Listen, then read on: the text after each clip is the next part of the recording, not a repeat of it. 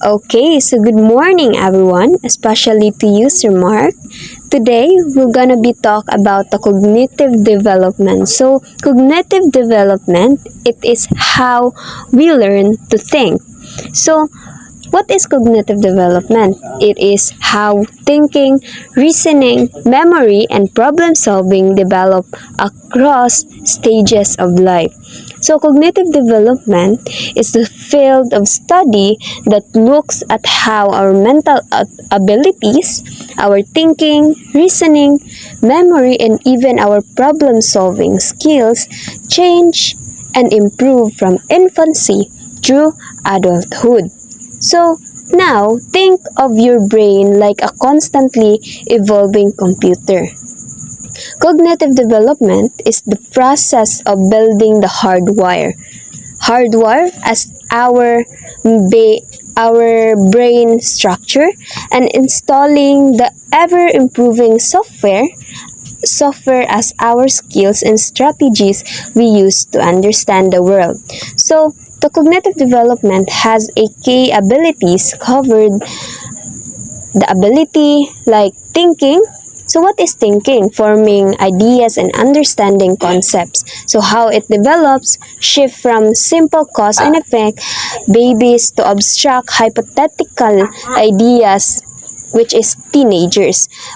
We have here the reasoning, the memory, and the problem solving. So problem solving, finding solution to complex tasks or situation. So how it develops like changes from manipulating objects physically like toddlers today's to manipulating ideas mentally as a adults.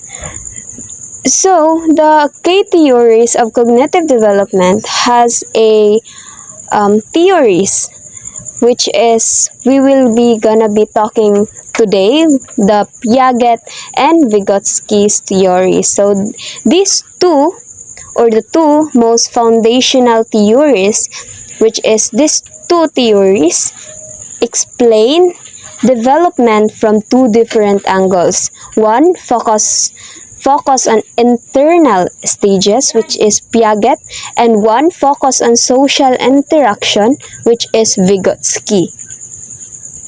Now, let's talk about Jean Piaget. So, who is Jean Piaget? So, Jean Piaget was born on August 9, 1896, and died on September 16, 1980 in Geneva, Switzerland. So, Jean Piaget was a Swiss psychologist and genetic epidemiologist. So, the core idea of Jean Piaget is the child as a little scientist.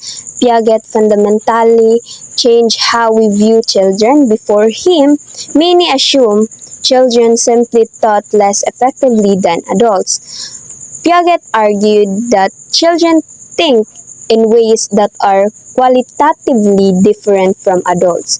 They don't just know less, they organize knowledge differently. His central idea is that children are not passive sponges. They are active builders of knowledge, constantly exploring their environment and running mental experiments to figure out how the world works. So, as a genetic epistemologist, Piaget was obsessed with one question. That question is, how does knowledge grow? He believed that mental development is a biological process that unfolds in a predictable sequence. And to answer this, Piaget has a four stages of cognitive development, which is the sensory motor stage of cognitive development, the pre-operational stage of cognitive development, and concrete operational stage, which is the 7 to 11 years, and the formal operational stage, and that is 12 plus years. And now, let's talk about the sensory motor that will be explained by my group mates. By the way, I am Nea Faith J. de los Reyes, the first reporter. Hello everyone, I am Glyza B. Caputol and I will be going to talk about the stages of cognitive development. So the first stage of cognitive development is the sensory motor. So during this earliest stage of cognitive development, infants and toddlers acquire knowledge through sensory experiences and manipulating objects. A child's entire experience at the earliest period of this stage occurs through basic reflexes, senses, and motor responses. So sensory motors occurs at the birth to 2 years of age. So imagine babies as a little scientists exploring the world. They learn by using their senses and moving around. So just like us, babies have already the five senses, which are the touching, tasting, seeing, hearing, and especially smelling. So we have the major characteristics of and developmental changes during this stage. We have first the know the world through movements and sensation. So babies learn by touching, tasting, seeing, hearing, and smelling everything around them. So they will use the five senses. Next is the learn about the world through basic actions such as sucking, grasping, looking, and listening. So they learn by doing things like sucking on toys, grabbing things, looking at the sceneries, and listening to the parents, their friends. Next is learn that things continue to exist even when they cannot be seen, or object permanence. So even if they can see something like a toy hidden under a blanket, they learn it's still there. This is called object permanence. Next is realize that they are separate beings from the people and objects around them. So they start to understand that they are different from their mommies, daddies, and toys. Next is they realize that their action can cause things to happen in the world around them. So they start to understand that they are different from they start to understand or to figure out that their actions can make things happen, like shaking a rattle to make a noise. So there are sub-stages of sensory motor. We have first the substage 1, which is the reflexes. This may occur at 0 to 1 month ang baby. So, babies are born with automatic actions like sucking, rubbing, and blinking. Next is the primary circulation reactions. This may occur at 1 to 4 months of age. So, babies repeat actions that feel good, like sucking their thumb. Next is substages 3, secondary circular reaction. So babies repeat actions that make interesting things happen. Next, substages 4, coordination of secondary circular reactions. This may occur at 8 to 12 months. Babies combine action to reach a goal. Just like they will crawl to get the toy, just like that. For the substage number 5, the tertiary circular reactions. This may occur to 12 to 18 months. Babies experiment with new actions to see what happens, like dropping a toy from different heights. They will going to do that.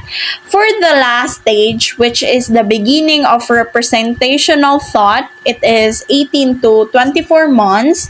Babies start to think about things in their head and plan actions before doing them.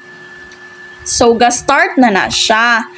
So, the next stage of cognitive development, we have the pre-operational stage. So, the foundation of language development may have been laid during the previous stage, but the emergence of language is one of the major hallmarks of the pre-operational stage of development. So, the pre-operational stage of development, this occurs at the age of 2 to 7 years old.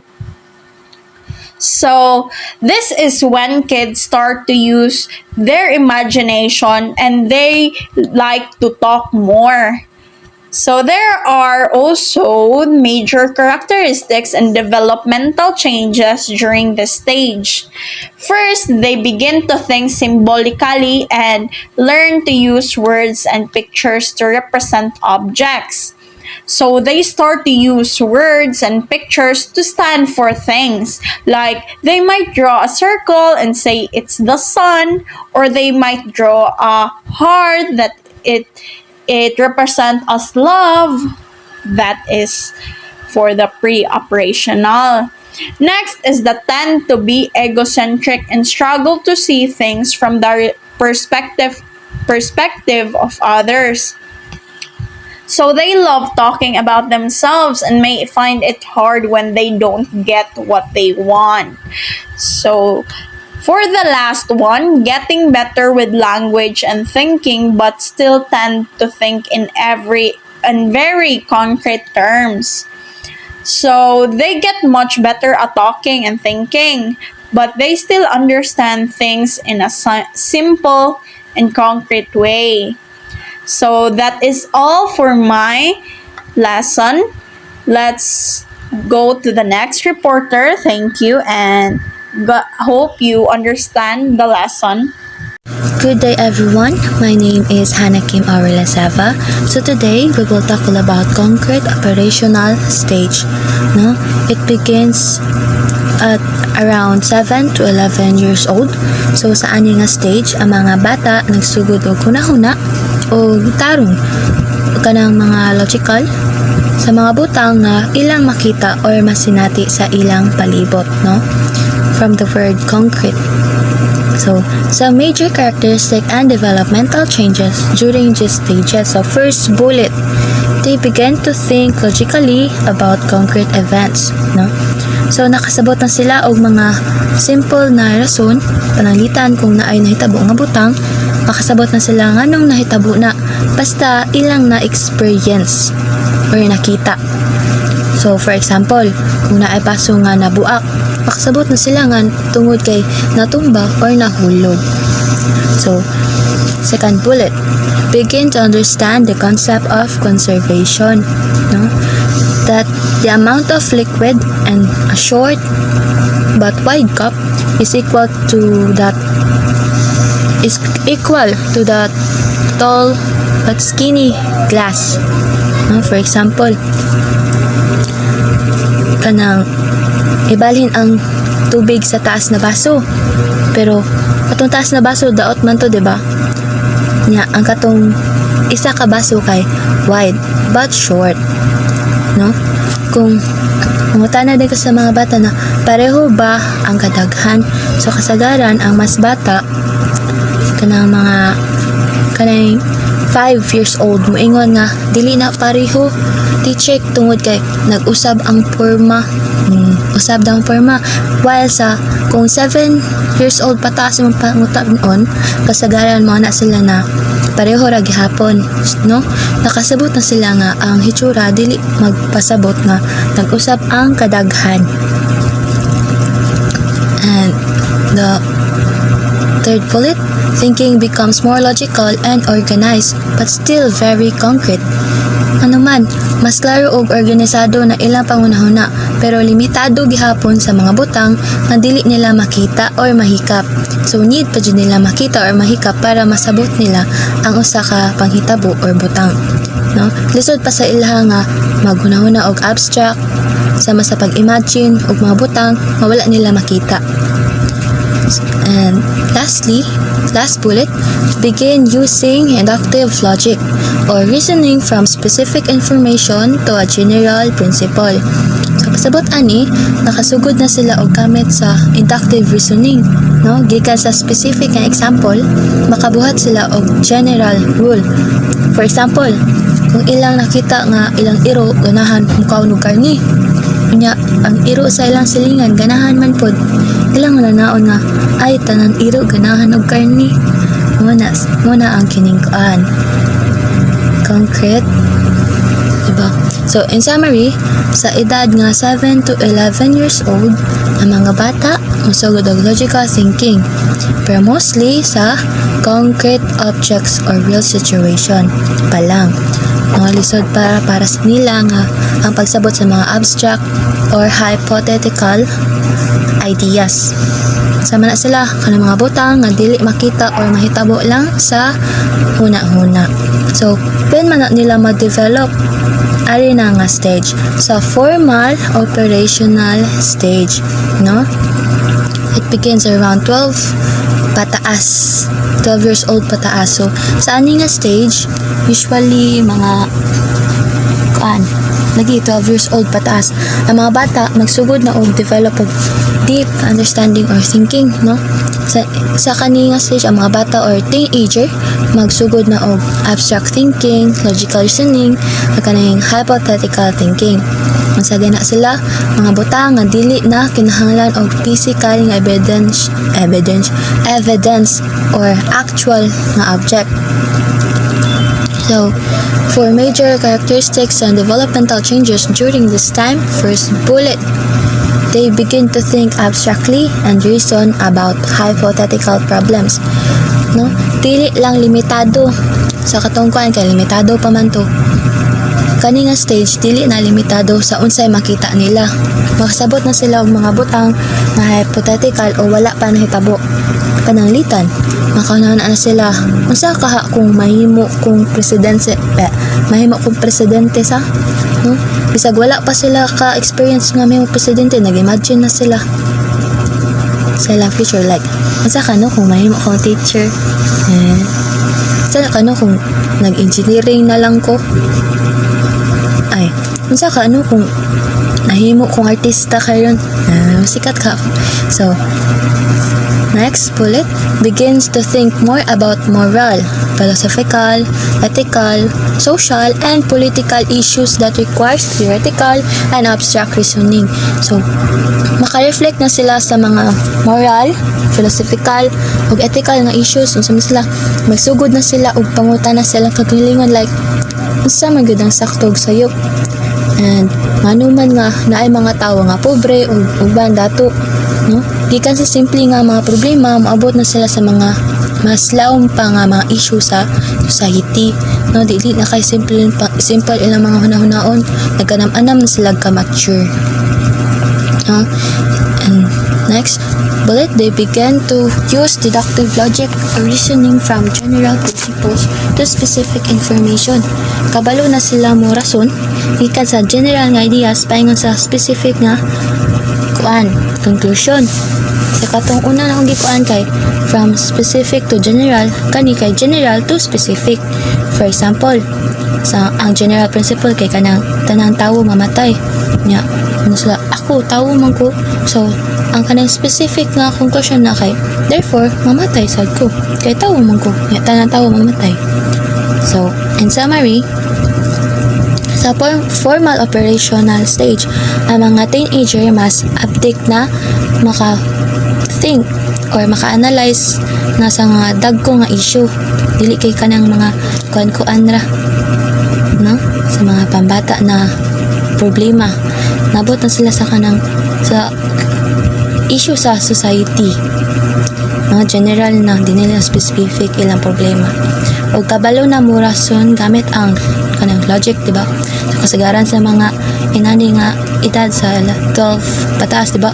Matubag-tubag naman jud na, di na gid na malikayan, pero matagaan pa na sila kaning mga interventions, diba? No? Kaning madisiplina pa sila. Mana need sa mga bata na i-guide sila para sa mga for importante na ato silang tabangan nga masabtan ilang mga gipati at kanang ilang mga gipang overthink nila kay nagsugod na po ni sila og build sa ilang kagalingong pananaw sa world, no? So i-compare na to ang kaning concrete o kaning sa formal personal stage. Sa concrete, kung mangutana ka sa duha ka stage na if Kelly is taller than Ali and Ali is taller than Joe, who is the tallest? Sa kaning 7 to 11 years old or kaning sa concrete operational stage, kinahanglan pa sila mo drawing o mo gamit og baso, lapis or etc. para masabtan lang nila. Kay need man nila makita or ma-experience. While sa formal operational stage, kining 12 years old pataas, maka-analyze na sila mentally, no? Kung na sila, si Kelly ang pinakataas, sunod si Ali, then si Joe, no? Mas organized ang ilang panghuna-huna. Pero, dili tanan tao makaabot sa formal operational stage, no? Kaning, tungod sa kaning klaseng edukasyon na nakuha nila sa lang cognitive stimulation, cultural backgrounds, or personal experiences, no? Pero, and even kung na-develop na nila ang kanilang abstract thinking, dili pasabot gamiton ni nila permi or nato permi. Ang uban, balik yapon sa concrete thinking, no? Depende sa sitwasyon. Kay pananglitan, adult na ka, pero kung lisod kayo ang topic, like kuning advanced math, no?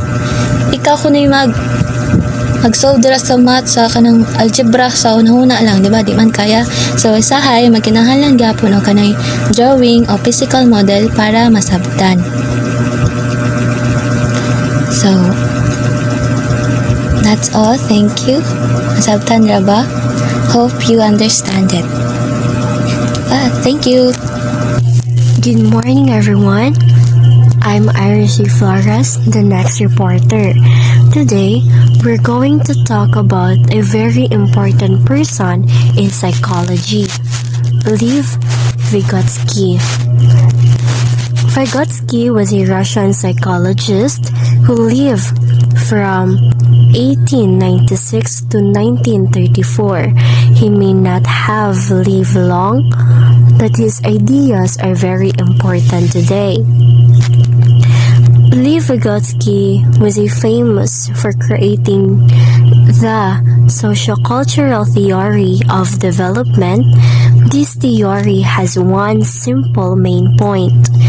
Vygotsky believed that social interaction and culture are the main things that drive and push a child's thinking and learning.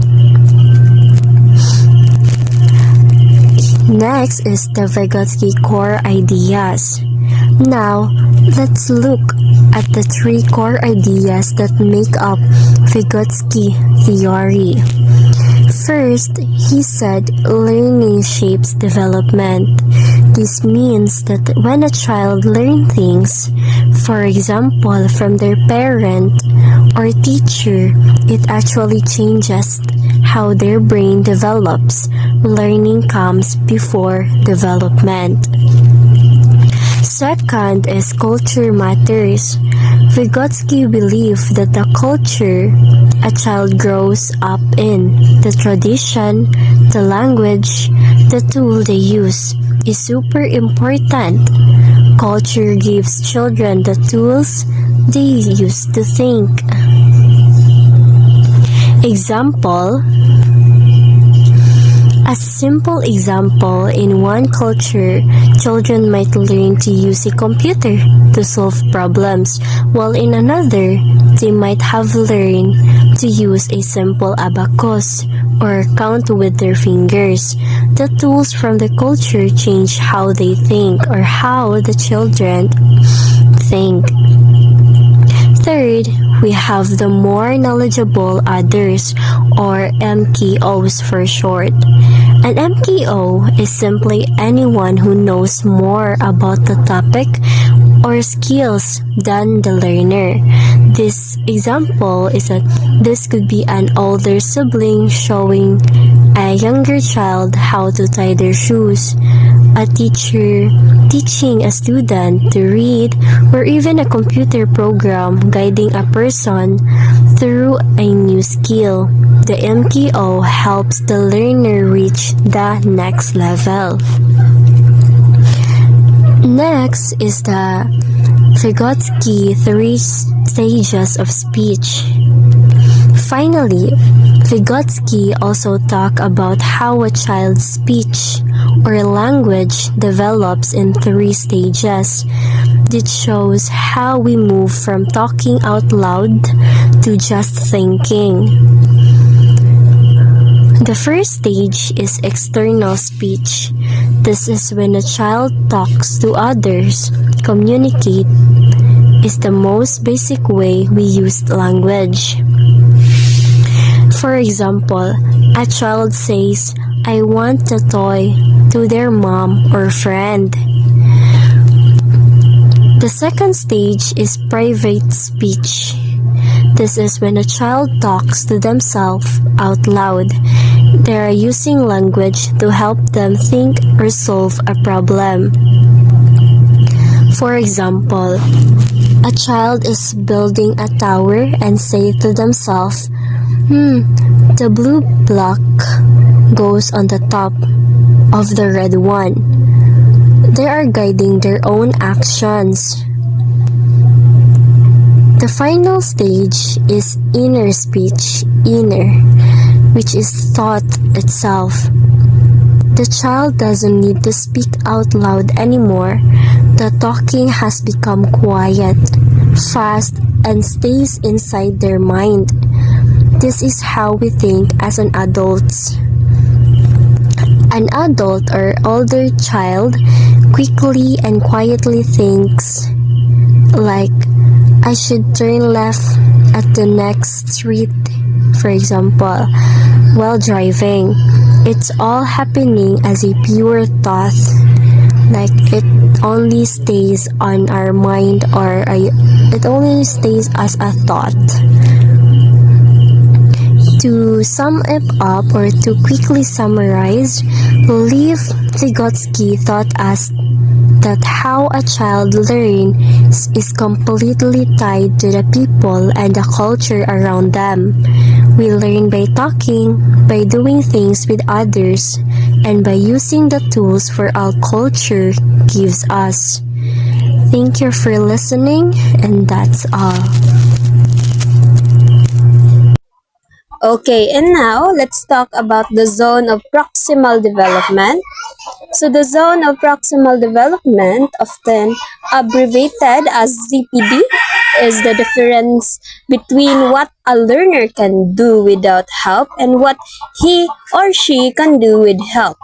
It is a concept introduced yet not fully developed by Soviet psychologist Lev Vygotsky in 1896 to 1934 during last 10 years of his life.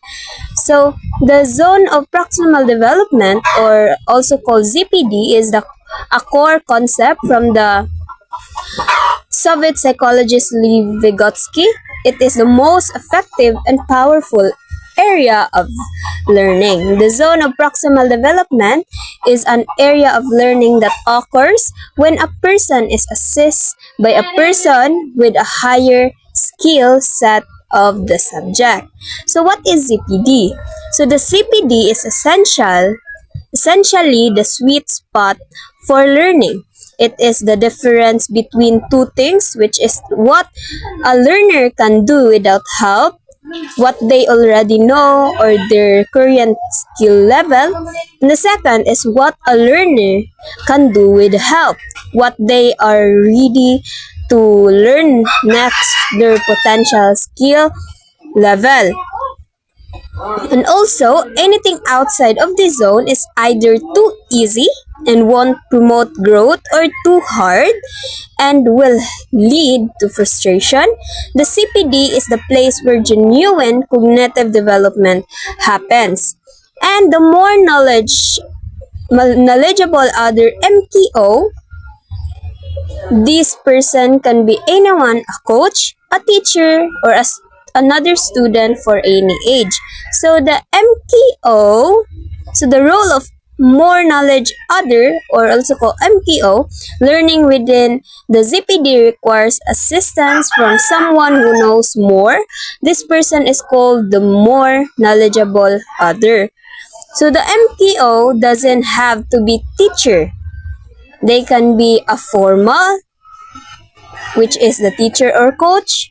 It can also be a parents or guardians, or also it can be a more advanced classmate or student of any age. So the MTO provides the temporary support needed to bridge the gap between what the learner knows and what they need to know. So the process the, the process by which the MTO helps the learner master a skill within the ZPD is called scaffolding. So let's talk scaffolding later, because I will not be the one who will be reporting that. It's my co-reporter. But let's go to the this zone of proximal development. So as we can see, there is three layers, which is the first is things the learner cannot do. The second is the zone of proximal development, or things the learner can do with help. And the last is things the learner can do up his own. So this diagram visualize learner as three concentric rings representing different skill levels. So first is the inner ring, or things that the learner can do on his own. So this is the current skill level. It includes all the knowledge, tasks, and abilities the learner has already mastered. So what is the learning impact of this? While doing this task builds confidence, it does not lead to cognitive growth. The brain is not being challenged and no new connections are being formed. And the next is the middle ring, which is the zone of proximal development, or the CPD, things the learner can do with help. This is the crucial area of learning. It represents skills that are too difficult for the learner to accomplish by themselves, but are possible with guidance and encouragement from a more knowledge other, or also called MTO, like a teacher, tutor, or expert peer. So what is the learning impact of this? This zone is where new learning occurs. The struggle combined with the support, or called scaffolding, forces the learner to develop new cognitive strategies and ultimately internalize the skills. And the last is the outer ring, which is the things the learner cannot do. These are tasks that are far too advanced or complex for the learner, even with help. The learning impact here is attempting tasks in this zone leads to frustration and failure, as the learner lacks the foundational knowledge or mental maturity to understand the concepts. So in conclusion, why the CPD is important?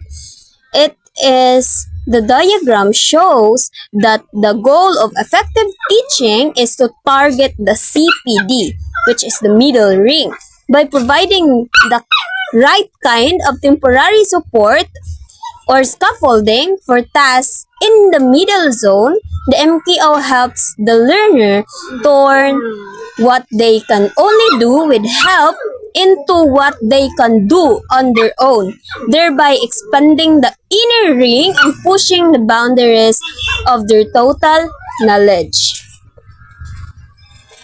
And I hope you understand my topics today. Thank you. Good day, everyone. This is Francis Lorraine Rosales, and my topic is all about Vygotsky's scaffolding theory. So, this theory, it is a concept in educational psychology that refers to how teachers or more knowledgeable individuals, or the MKOs, provide temporary support to learners as they develop new skills or knowledge. So, kaning theory, this is closely associated with Vygotsky's ZPD, or katong zone of proximal development, which defines the gap between what a learner can do independently and what they can achieve with guidance or help. So, what is scaffolding? Scaffolding, it refers to providing contextual support for meaning. So it can be through the use of simplified language, teacher modeling, visuals and graphics, cooperative learning, and hands-on learning. So this is the way wherein the adult or the MKO guides the child's learning via focused questions and positive interactions. And this is gradually removed as learners become independent. So like a construction scaffold, si scaffolding in learning, it serves as a temporary support. Kay diba, usa ta maka-build og usa ka building or usa ka house, we need a construction scaffold as a temporary support. So yung ana si scaffolding in learning. And it helps learners reach higher understanding, just as construction scaffold help workers reach higher levels.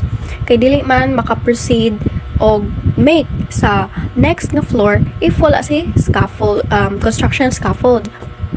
And the support is removed gradually as students become more independent and confident.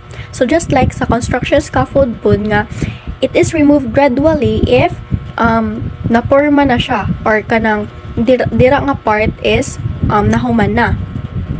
So it allows learning to happen step by step in a safe and guided environment until the learner can stand on their own.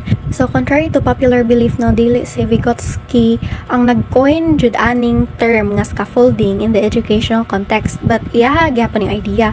Pero ang nag-coin sa term nga scaffolding, it was Jerome Bruner, who based it on Vygotsky's ZPD, or the zone of proximal development. So this theory was first introduced in the late 1950s by Jerome Bruner, a cognitive psychologist. So he used this term to explain how young children learn to speak. So diba, when children are just beginning to talk, so ang parents mo ay mo guide and mo support through simple or everyday conversations.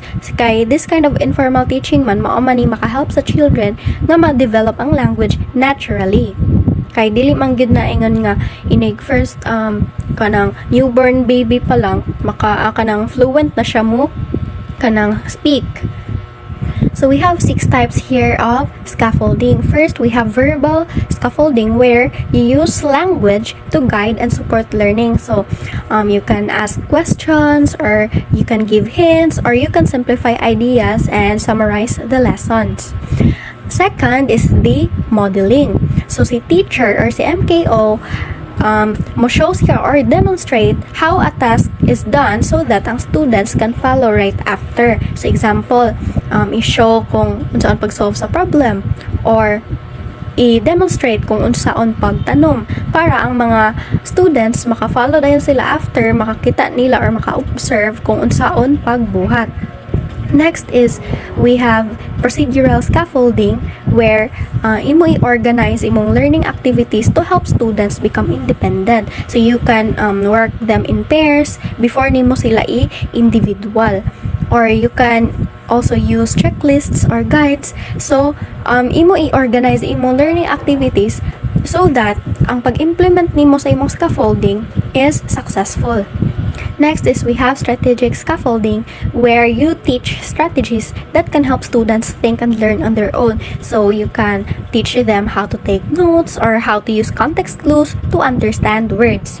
So, strategies, yeah. Next is we have conceptual scaffolding, wherein you help the students understand ideas by linking new lessons to what they already know. So, imong i-link ang bag-o nga lesson nga imong i-teach sa ilaha sa mga lessons pod or mga ideas nga ila nang nahibaw-an daan. So you can use pictures or diagrams or whatsoever. By that, imong makonect imong mga lessons sa past knowledge nila. Lastly, we have technological scaffolding, wherein you will use digital tools to support and enhance their learning. So you can make them watch educational videos or use online quizzes or mga learning apps, just like mga dictionary nga apps that can help them enhance their learning. So we have steps unsaon pag-implement sa scaffolding in learning. So first, imo i-assess a student sa iyang current understanding. So you can begin with a quick pre-assessment, bisag mga 1 to 3 simple questions lang, or ask students to explain kung unsa na ilang mga nahibaw-an about ana nga topic. If naana ba sila yung mga stock knowledge or mga ideas about ana nga certain topic. Next is, imong i-determine ang ZPD sa student. So, i-identify nimo kung unsay mabuhat niya nga siya lang ug unsay require niya og help. So you can use guiding questions like unsa ka nga areas ang need niya og tabang ni teacher, or asa ka ani nga part nga murag daghan siya og questions or daghan siya kalibgan, ug unsa ka high possible nga maka-block sa pag-understand ni learner sa kana nga topic. And then after nimo ma-determine iyang ZPD, ara na din ka i-adjust nimo ang support based sa iyang performance. So you can give more support if iyang understanding is low pa or incorrect, or you can give less support na if iyang understanding is high na or correct. So of course, ang mo-guide ana or mo-support kato si teachers or peers, or known as the more knowledgeable individuals or the MKOs. Then, ang assistance, this is slowly reduced as learners become more capable. And of course, naadyo tayo interactive process, no?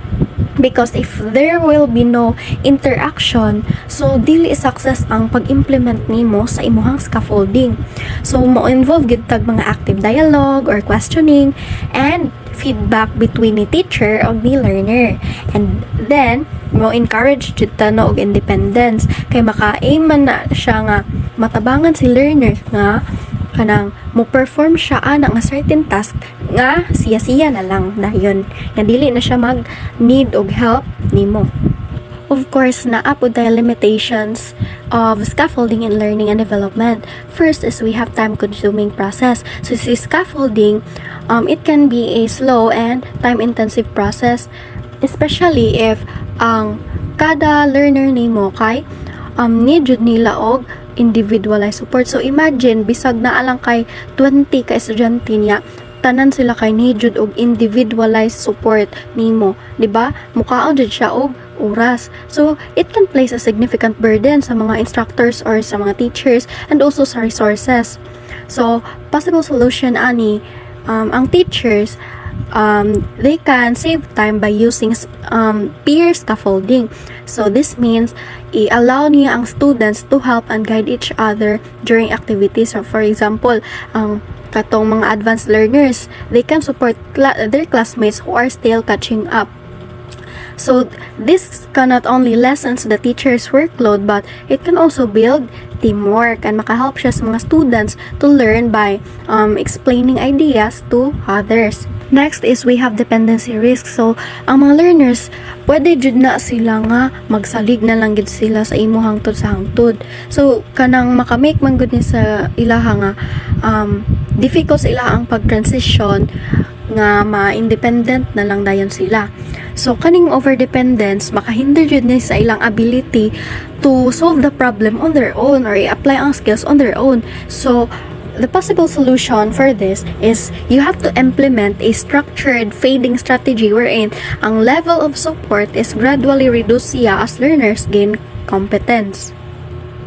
Kay dili man pwede nga hangtod na lang imo siyang i-guide nga permi ka naa sa iyahang tapad or permi na lang kang nag-support sa iyaha. So need jud nga by the time nga kanang mahatagan marag feel nimo enough na ang nahatag nimo nga support, hatagan jud nimo siya og kanang iyaha na lang dayon ba nga siya na lang.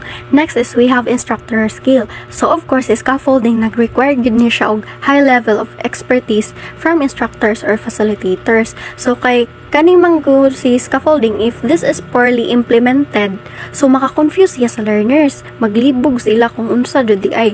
So it can offer inadequate support sa ila or even result in miscommunication. So, ang si MKO, they must know how to appropriately assess the proximal development sa usa ka bata and adjust their guidance accordingly. So, dapat i-ensure nato nga si MKO or si teacher bakaron, they have adequate trainer skills to implement scaffolding. Next is we have applicability across contexts. So, dili tanang learning environments are equally suited sa kanang scaffolding. So, in some cases, the nature of the task may not lend itself well to step-by-step guidance or the scaffolding approach may feel too rigid. So, saan man pag-solve ani? So, you can combine scaffolding with blended learning approaches which integrate multiple learning methods such as e-learning or self-directed study, or it can be a hands-on practice. So, makaalam ang good siya og flexibility in how scaffolding is applied and maka-ensure sa gid siya nga it can be adapted to different contexts and learning environments. And lastly, we have learner variability. So, ang mga learners, na-adjud na sila ilang mga unique needs and backgrounds, and lain-lain jud na sila gi-prefer nga mga learning styles. Natay mga learners nga dali ra jud maka-learn through discussion lang, and naatay mga learners nga need jud hands-on para mas masabtan jud nila ang usa ka lesson. So, a one-size-fits-all nga scaffolding approach, it can be ineffective for kanang pag-address nimo sa learner variability. So, ineffective siya if ang imong scaffolding approach is usa para na sa tanan. So, it can leave manggod sa ubang learners nga marag unsupported, walang uban, they can feel too overwhelmed by kanang too much assistance. So, in order to solve this is you can use differentiated scaffolding wherein maka-accommodate siya sa lain-lain nga learning styles sa mga learners and maka-tailor pod siya sa level of support to the specific needs of each learner. Kay, by assessing mga good individually sa ilahang strengths and weaknesses, ang mga instructors or ang mga MKOs, they can provide personalized guidance gid nga mo align sa mga abilities and potentials ni learners. And this can ensure nga kada learner is maka-receive good o right level of challenge and support. So in summary, kato sa Zone of Proximal Development or the ZPD, mo tayo ma-identify sa mga tasks what a learner can do nga sila lang o what they can do that requires help or guidance. Then sa scaffolding, mauna na siya ang support or guidance nga i-provide to help the learners nga makasucceed atong nga zone. So that's all for scaffolding. I hope nga nakasabot na mo and thank you so much for listening. Hello everyone, I'm Irene Daniel Bisonia. I will be talking about language and culture. So what is language? Language is a social concept that is developed through social interactions. Language acquisition involves not only a child exposure to words but also an interdependent process of growth between thought and knowledge. So, ang language kay dili ra siya for communication tool. It's seen as the most important tool we use for learning and thinking. Like everything else, language starts socially. Kanang nagkat-on tabi kay we need to interact with other people. Thought grows with language.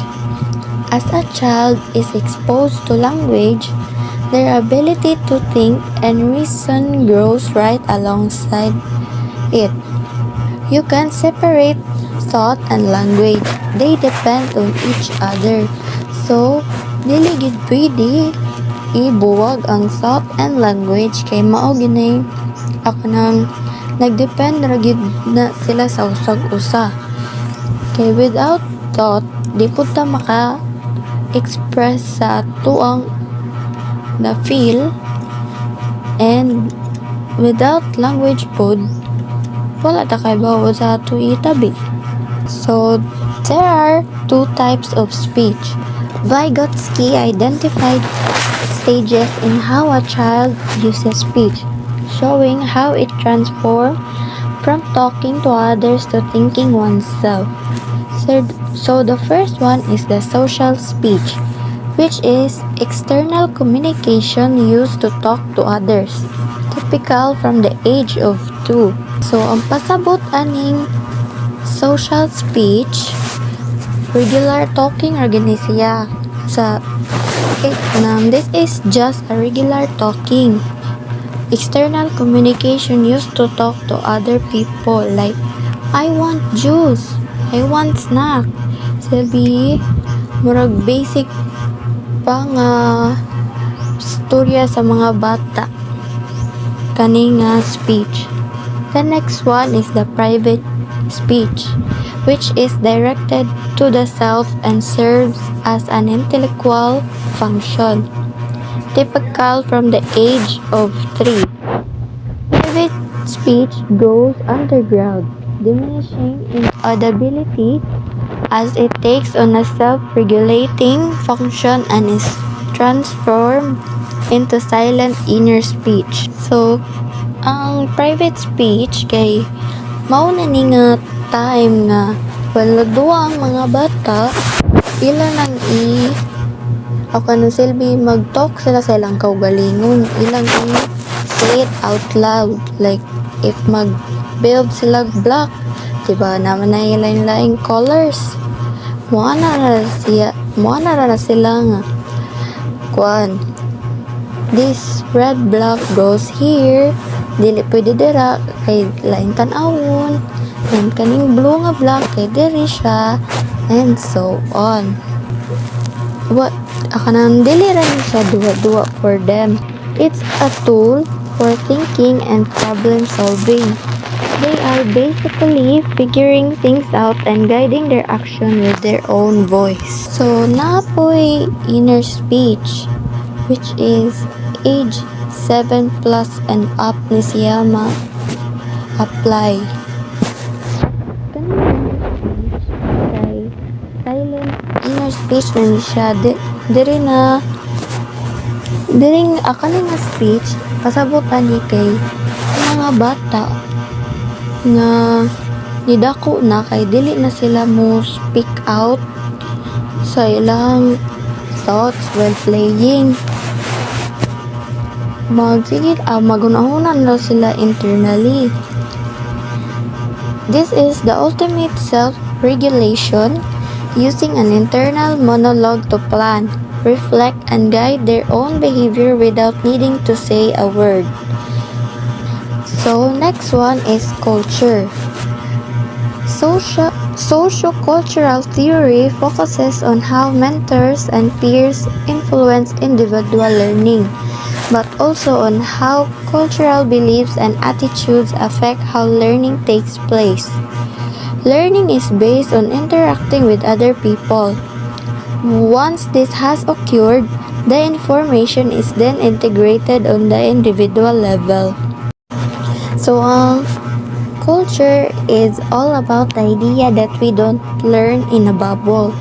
It's a social activity first and foremost. For example, is the mentors and peers matter. Learning heavily depends on the people around us, like teachers, parents, or more skilled friends, or the mentors and peers.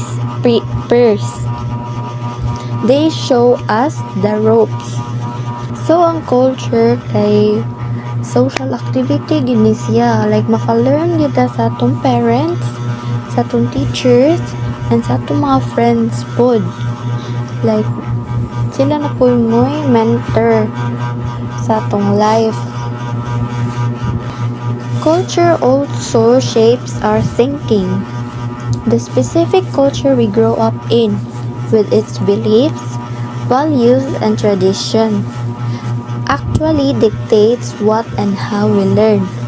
For example, a culture that values group harmony will have a different learning style than one that prizes individual competition. Ang culture kay it goes outside and in. We first learn things by interacting with others, like magduwa tag puzzle nga na atong parent. Nya, after na to duwaan na with our parent, ato na din internalize ang information nga atong nakatunan, like i-apply na nato sa atong self para kay kita na po'y mabuhat. So it starts social, then becomes individual. Okay, so that's all for today's reporting, and I hope you learn a lot and you listen very carefully. Thank you all and have a nice day.